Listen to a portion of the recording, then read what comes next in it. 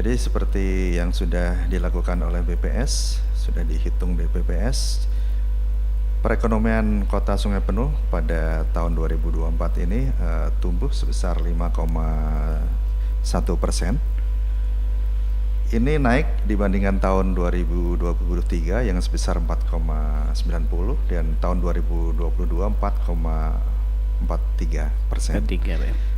Di mana sumber pertumbuhan dari 5,1% itu paling besar adalah dari perdagangan.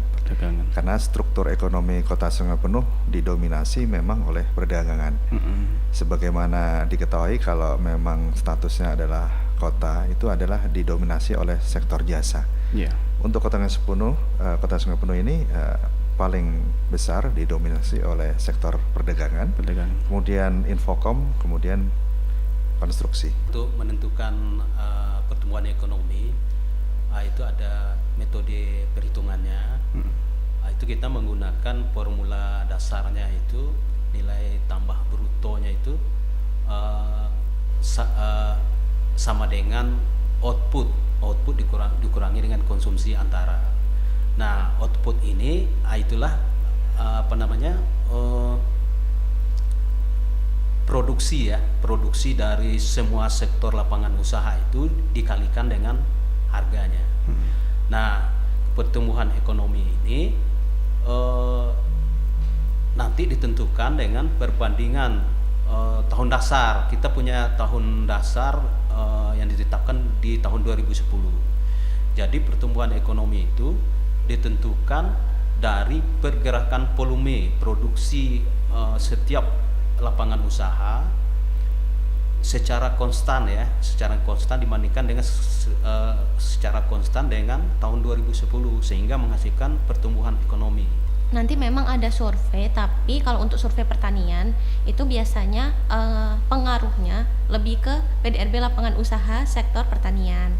Nah, kalau untuk PDRB pengeluaran sendiri itu biasanya kita pakai data dari survei sosial ekonomi Susenas yang kemarin pernah dibahas di bulan lalu, sama ada survei Seruti di tiap triwulan. Itu memang untuk mengukur pengeluaran konsumsi rumah tangga di Kota Sungai Penuh.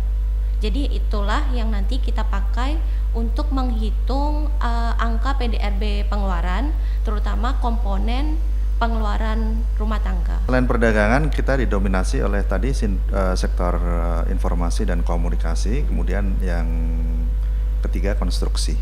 Nah, konstruksi ini dalam arti luas ya, karena ini termasuk misalnya rumah tangga, membangun rumahnya itu masuk sektor konstruksi. Jadi bukan cuma yang besar-besar saja, tapi yang kecil-kecil itu juga termasuk. Sementara kalau informasi dan komunikasi ini adalah salah satunya adalah misalnya Telkom, IndiHome, Pulsa. Karena perdagangan pulsa masuknya adalah ke sektor informasi dan komunikasi, bukan ke perdagangan. Akomodasi dan makan minum itu kita termasuk yang kecil ya secara tahunannya. Tetapi kalau secara kalau kita hitung per bulanan ya, nah setiap ada event atau ada kegiatan yang melibatkan konsumsi itu akan menyebabkan pertumbuhan ekonomi. Nah, misal katakanlah di sektor, tentunya di sektor perdagangan, kemudian mungkin sektor transportasinya. Tugas kami adalah mendata masyarakat, memastikan bahwa usaha pemerintah kita mengevaluasi, karena tugas dari BPS adalah mengevaluasi akhir. Oleh sebab itu kami berharap di manapun masyarakat kalau ada petugas kita datang, mohon diterima, jawablah dengan jujur, karena kalau datanya tidak jujur nanti hasil penghitungan kita juga mungkin tidak terlalu tepat. Kalau terkait pertumbuhan ekonomi ya, mungkin kebijakan pemerintahnya. Kalau masyarakat kan tentu kalau pemerintah kebijakannya seperti ini, bagaimana mereka mengikuti kebijakan pemerintah. Nah, kalau menurut saya untuk meningkatkan pertumbuhan ekonomi sebaiknya ya kita punya sektor lapangan pertanian ya. Itu kan dari dulu ya bersama Kabupaten Kerinci kita pertanian itu mempunyai pertama sektor lahannya kita punya ya. Seharusnya itu yang digenjot gitu kan, daripada kita melakukan investasi yang lain seperti apa itu uangnya itu bukan ke dalam ini. Inilah apa namanya problema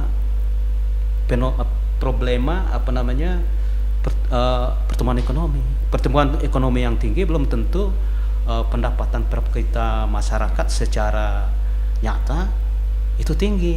Kenapa? Misal katakanlah di investasi PLTA itu di Kerinci ya, itu akan menyebabkan pertumbuhan ekonominya tinggi. Tapi secara per kapita pertumbuhan ekonominya, pendapatan per kapitanya juga akan naik. Tetapi pendapatan per kapita itu akan masuk ke investornya gitu ya. Sebagian besar masuk ke investornya. Itu akan menjadi ekstrim gitu kan. Tetapi kalau secara rata-rata pertumbuhan ekonomi itu memang dinikmati oleh masyarakat kota Sungai Penuh, maka pertumbuhan ekonomi yang seperti itu yang kita inginkan. Tidak kemudian tinggi, kemudian yang menikmati itu adalah investor-investor itu. Kami mohon kepada masyarakat kota Sungai Penuh untuk memberikan datanya sejujur-jujurnya, karena memang data dari masyarakat itulah yang nantinya kami pakai untuk menghitung PDRB, dan dari PDRB inilah kebijakan itu dibentuk oleh pemerintah.